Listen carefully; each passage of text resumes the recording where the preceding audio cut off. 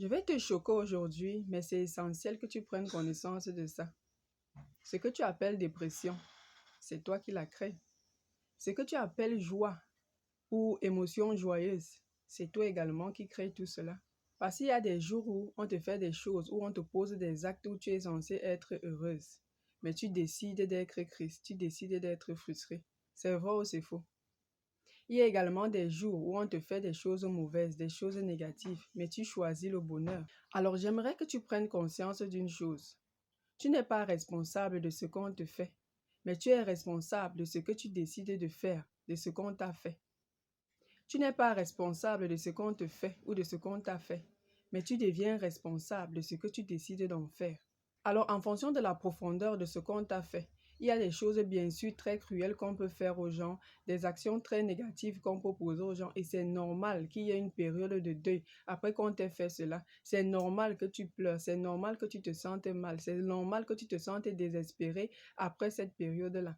Mais passé un moment, si tu continues de persister à ancrer dans le creux des émotions négatives, des frustrations, des colères, que tu atteignes même le niveau où tu veux en finir avec ta vie, tu en deviens responsable. Prends conscience du fait que la dépression, c'est toi qui la crée. Il suffit juste que tu décides que à partir d'aujourd'hui, peu importe ce qu'on m'a fait, je décide de vivre ma vie. Je décide de continuer ma vie. Je décide de lutter. Je décide d'être heureuse. Je décide d'être joyeuse. Tu verras que ça sera différent.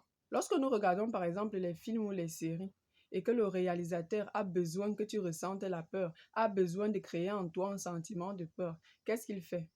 Il réduit la lumière, il fait passer un son sinistre, il crée des angles et des scènes qui vont te permettre d'avoir peur. Et comment est-ce qu'il réussit à te faire ressentir ces émotions-là? Parce que le cerveau ne fait pas la différence entre la réalité et l'imaginaire. Il ne fait pas de différence entre ce que tu penses et ce que tu vois.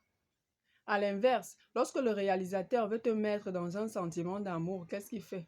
Il change également de mélodie, de luminosité et il te permet de voir des angles qui vont te permettre de ressortir cet amour que tu as en toi.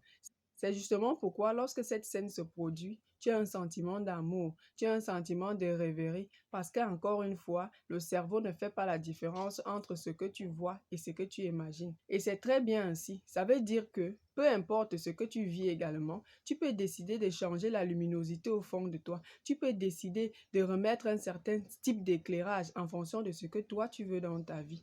Et étant donné que le cerveau ne fait pas de différence entre ce que tu vois et ce que tu imagines, tu peux réussir à le tromper en changeant tout simplement tes états internes, en arrêtant les ruminations et toutes les pensées qui te font te sentir mal, toutes les pensées qui te mettent dans ce mauvais état-là.